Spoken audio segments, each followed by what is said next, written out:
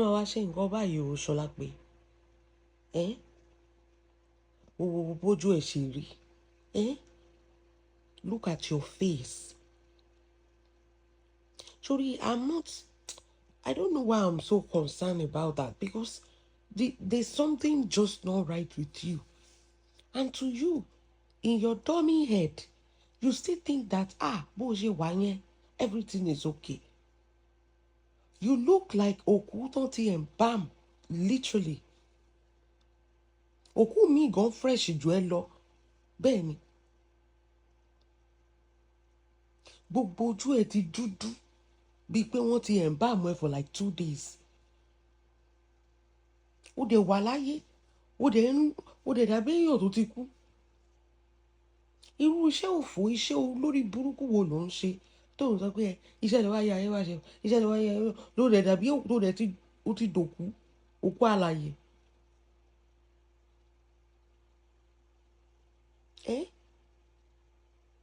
Ṣáwa náà kì í ṣiṣẹ́ ni? Ṣé wọ́n sọ fún ẹ pé àwa náà kì í ṣiṣẹ́? Gbogbo wa là ń ṣiṣẹ́ náà.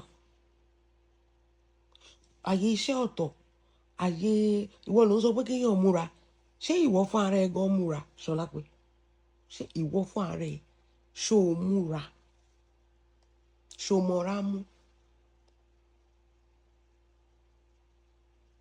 Nígbà tó jẹ́ pé 247 wàá máa ṣọ́ Ìyábọ̀ kiri, wàá máa ṣọ́ àwọn ọmọ kéékèèké kiri, wàá máa kó ìyá èèyàn kiri, wo nǹkan tó dà lọ́jọ́ tèmi. Kéèyàn lówó kó tún bá lè tọ́jú ara ẹ̀, kówó yẹn má tún fún ẹ ní ìsinmi. Òkè kí wà ní benefit owó tó o ní? Ṣebí torí ìsinmi lèèyàn fi ń lówó. Kí n lè sinmi ní o. Àwọn tó dẹ̀ ń ṣọ́ kiri náà dẹ̀ rí, gbogbo wọn ló ń ṣe rere nílé ayé.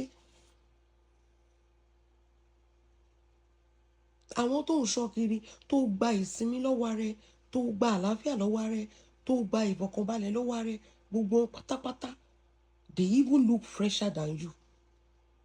Ẹ wo Queen Mother, fresh tomato. Ìwọ dàbí tomato ẹ̀ṣà.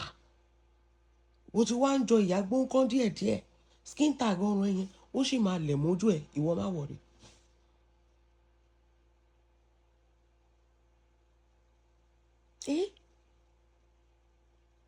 Irú wàhálà wo ogun ayé wo ló ń jà tó sọ̀rọ̀ ẹ di nǹkan tó dà yẹn? Ṣebí wà lórí social media, you used to look good before. I know you before all this ogun ayé tó kó rẹ sí pìtìpìtì ayé tó bẹ́ẹ̀ yìí náà. I know you. You were chubby a little bit. Ó ń ṣèyàn tó sanra náà, but you were gbogbo omi kú, ẹ̀jẹ̀ wà lára ẹ, omi wà lára ẹ, nísìnyí gbogbo ẹ̀ ló ti gbẹ dànù. I don't know how they cannot tell you pé ẹjọ́ orí burúkú tó ń ro yìí òun gbẹ sí lójoojúmọ́ ni. Your high bag is nothing to write home about. Ó tẹ̀ ti bàjẹ́ wo sórí under eye mask kò lè ṣe nǹkan kan fún at this point. You need formalin injection ló yẹ kó gbà fún ẹ torí o ti finish. Kó ra fún ẹ ní formalin. So that eléyìí tó ń gbẹ kò ní gbẹ ju bẹ́ẹ̀ yẹn lọ.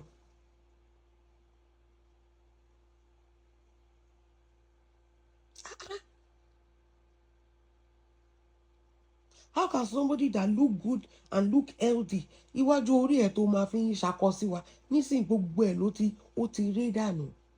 And it's not the hairstyle, it's alopecia, early alopecia ni.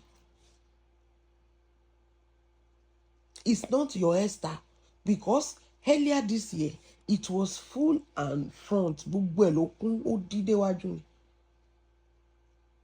The stress you are giving yourself online is too much. You don't have time to take care of yourself. You don't have time to relax. Wàá gun caterpillar lẹ́ni, wàá kó yanrìn lọ́la, wàá ṣe kinní kan lọ́wọ́, wàá kígbe Ìyábọ̀ Òjó àtọ̀sán àtòru. Wọ́n ní táìmù ogan ló fi ń ní ìsinmi. Ọ̀tọ̀ ni pé kéèyàn lo cream kojú ẹ̀ burn níbi cheek ẹ̀ báyìí. Tí ọmọ yìí bíi tòkú ni, ó dúdú ni, kò burn. Tó bá burn ó máa wà reddish báyìí. Eléyìí dúdú kò burn. Kí ló dé?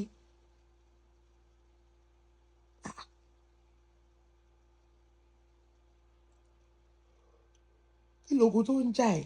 Kí lógun tó ń jà? Ta ló bà tiẹ̀ jẹ́? Ta ló ń bá jà? Ta ló ń bẹ ẹ jà? O kàn ń kọjú ogun, kọjú ìjà sí ara ẹni. Gbogbo èèyàn ti rí ẹgbẹ́ ó mà ti ṣe èrè, orí ẹ̀ ò mà pé, orí ẹ̀ mà ti yí, ó sọ́ra ẹ di wèrè lójú ọmọ aráyé láì ya wèrè. Pẹ̀lú gbogbo owó tó máa ń olówó onígbà oláwọ̀, owó yẹn ò lè save ẹ lọ́jọ́ tèmi. Kò lè save skin ẹ, kò lè save health ẹ, kò lè fún ẹ ní peace. Kí ni owó yẹn wá ń ṣe inú ayé ẹ? Nígbà tó o gbádùn ẹ. Freedom, peace of mind lówó máa ń jẹ́. Ìgbà tó bá ti fi gbogbo ọdún sórí burúkú, wàá máa lo ìgbà gbogbo years táwọn ẹgbẹ́ ẹ tó ń ṣiṣẹ́, tó ń wáṣẹ́ ajé lọ. Orí burúkú ni ìwọ máa ń ṣe kiri. Àwọn ló máa ń drag. Tó bá ti wá dìgbà ọdún, àwa kó stress upon stress, unnecessary stress. Ìgbà ọdún ìgbà ìsinmi ni, ìgbà enjoyment, celebration of life and family. Àwa kó unnecessary stress. Wàá kó lé rẹ, wàá mount ẹ̀ lé ṣódà because o ti fi ìbẹ̀rẹ̀ ọdún o ti fi ṣeré. Time tó yẹ kó máa sinmi, o wà nílé sinmi. Bó ṣe ń kúrò lẹ́kọ̀ọ́ ló ń lọ sí Abuja, ló ń ṣe fídíò no store ló ṣe gbogbo òde kò tally. Nothing tallies, nothing works for you.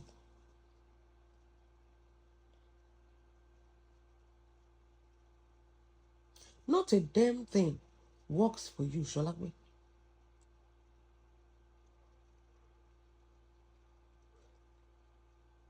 Ṣó fi ṣe ẹni.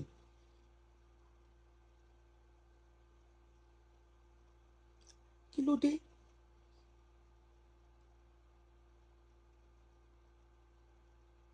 Adé máa sọ náà. Wà á dé máa ṣe no mọ nǹkan tá à ń sọ. Wo bó ṣe jo òkú tán ẹ̀ ń bá mu. Sórí ibi tó wà yẹn, makeup cannot help you, skincare cannot help you. Ó ti wọ́ wá láti inú ni. Internal damage ló ní. Àtinú ló ti wọ́ wá fún ẹ. Nothing can save you, nothing can help you at this point anymore.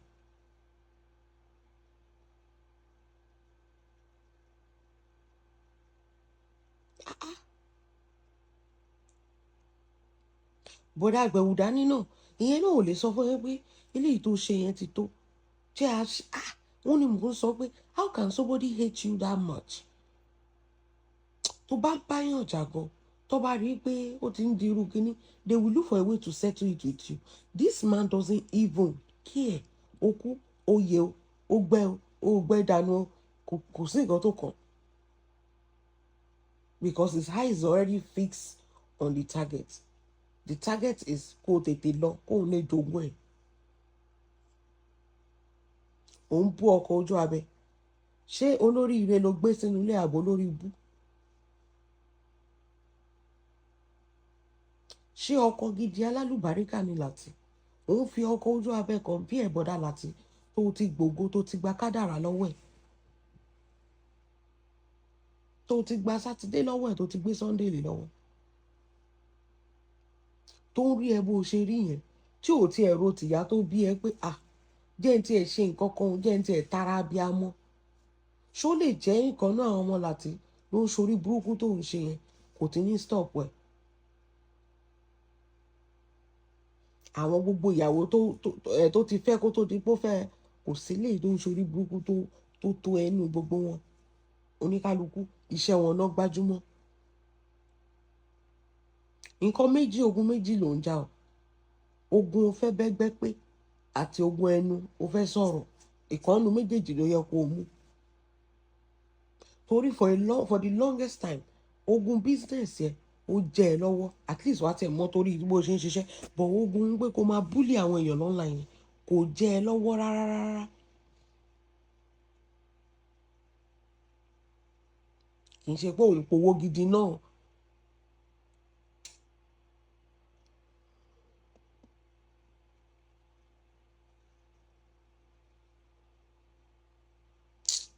ìwà àti láti kì í ṣe pé ẹrí bá ti ṣe ẹrọ náà gbígbà náà. tó bá ti sọ pé òkè o fẹ́ ṣe kínní láti ló yẹ kó o tì síta kí ìwọ máa ṣe business kó o ti láti síta torí òun ló dá gbogbo wàhálà ilẹ̀ jẹ́ kí láti máa ṣe show tí láti síta jẹ́ kó máa ṣe show òun ló dá gbogbo gbòdìjọ yẹn sílẹ̀ sínú ayé ẹ̀ òun ló wá kógun jà ẹ̀ òun lè pè ń jà tó lọ pépè jà ẹ̀ jẹ́ kí láti kó wá máa ṣe show kí ìwọ lọ fèsì business ẹ̀ tó collapse torí fẹ̀ẹ̀kọ̀tẹ́lẹ̀ náà ọtí ló ń mu kiri kò níṣẹ́ lọ́wọ́ iṣẹ́ wo ni láti ń ṣe kò sí ń bẹ ń gbé báàgì kiri ní professional driver ní torí dàbẹ̀ ni pé driver tó sọdọ́kọ ìyàwó torí òun ló ń wá ẹ kiri òun ló fẹ́ lọ wà ẹ́ sẹ́nu àwọn Fúlàní express lẹ́nu ọjọ́ mẹ́ta yẹn ní sometimes ago yẹn fẹ̀kọ̀tẹ́lẹ̀ wá iṣẹ́ fún jẹ́ kó máa bẹ́ẹ̀ handle show kó máa ṣe show fún Ìyábọ̀ Òjó ìwọ lọ wá ṣẹṣẹ torí èèyàn kan ló make owó nulẹ̀ yẹn èèyàn kan ló ń fóúnjẹ sórí table and we know it's not láti torí ebi pa á dọ́dọ̀ ẹ̀ ni o lè sọ pé láti ló mówó oúnjẹ lẹ̀ kò lè máa mówó oúnjẹ lẹ̀ kó lọ jókòó sílé onípàràgà l'Ábùjá kó kúrò lórídìí Èkó kó lọ jókòó sílé onípàràgà kẹ máa wá kiri kó máa ṣubú sínú tọ́ílẹ̀tì kó máa ṣubú sínú gọ́tà kiri kò lè jó ló ń mówó oúnjẹ lẹ̀ ìwọ ló ń mówó oúnjẹ lẹ̀ fẹ̀kọ̀tẹ́lẹ̀ fọkàn ẹ̀ sí nǹkan tó ń powó oúnjẹ fún ẹ jẹ́ kí láti wáṣẹ́ fún láti gbé ṣóòlè lọ́wọ́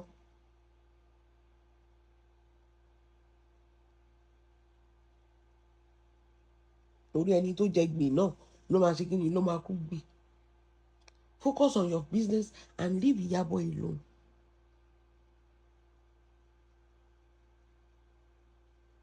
ayé ẹ ti bàjẹ́ skin ẹ ti bàjẹ́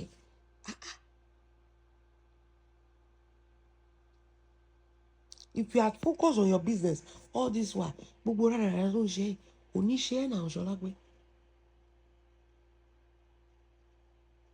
àwọn èèyàn bá sọ pé ẹ fọmọ yẹn lẹ o business ẹ ló ń ṣe o ẹ fi lẹ o àwọn èèyàn kan béèrè kíní kan pé ọjọ́ wo lọmọbìnrin fẹ́ nísinmi mo ní báwo ló ṣe fẹ́ nísinmi when she already have it in her mind pé tóun ò bá búlì Ìyábọ̀ Òjó òun ò lè tà ẹ sọ pé kó má sọ̀rọ̀ Ìyábọ̀ Òjó fún èyí ẹ̀ bóyá ó máa rẹ́ anybody rẹ́ anything lọ́wọ́ ẹ sọ fún tó bá mọ̀ pé òun sì lógo kó má orúkọ Ìyábọ̀ Òjó fún èyí ẹ̀ tí ò bá ní ta ṣọ́ọ̀bù ta mọ́ọ̀lù yẹn jẹun.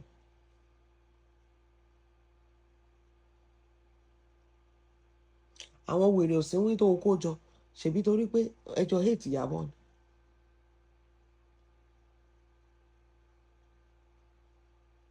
àwọn olórí burúkú aláyé bàjẹ́ tó bá béèrè lọ́wọ́ pé kí ni Ìyábọ̀ ti ṣe fún wọn sí kò sí kí ni impact àwọn fámìlì wọn lé ayé kò sí.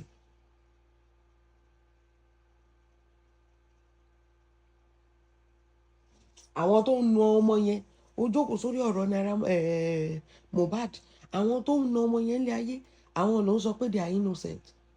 Ìyábọ̀ tí ò fọwọ́ kan ọmọ yẹn rí tí ò bùlí ẹ̀ rí tó tún jẹ́ pé wọ́n gbéṣẹ́ fún ní UK ni wọ́n àtọkọ ẹ̀ wọ́n promote ẹ̀ ní UK òun ni wọ́n ránṣọ mọ́ ó rí pé ibi táyé bá kọjú sí ìdí ló máa ń kọ síbẹ̀ ṣọlá pé ìdí ló máa ń kọ síbẹ̀.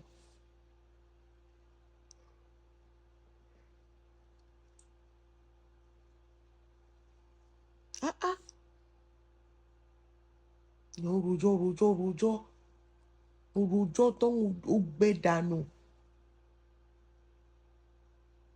gbogbo ayé ló ń ṣe rere àwọn tí ò ti bẹ̀rẹ̀ business kó tó bẹ̀rẹ̀ sí ń rojọ́ 6 years ago ló ti ń rojọ́ àwọn tí ò ti bẹ̀rẹ̀ business wọ́n ti ṣe kí ni business wọ́n ti ń gòkè wọ́n ti ń lọ China sí 6 years ago 6 years ago bọ́dà láti alátẹnujẹ Fọlá ò lè sọ 1 million di 2 naira ṣé wọ́n rí China lọ Bọ́lá ló lọ ń kọjá ní China sí tí wọ́n sì ń ṣorí burúkú lábẹ́ Lizzy ó fi 6 years ó fi ṣorí burúkú lábẹ́ Lizzy instead of kó o lọ fi ṣiṣẹ́ kó o jẹ́yàn torí àtẹ́nù wọ́n wá lọ ra yìí ẹ pa lọ́dọ̀ Lizzy ó mà ṣe ó ṣe fún mọ̀dàlá tí ò gbọ́n ọlọ́run.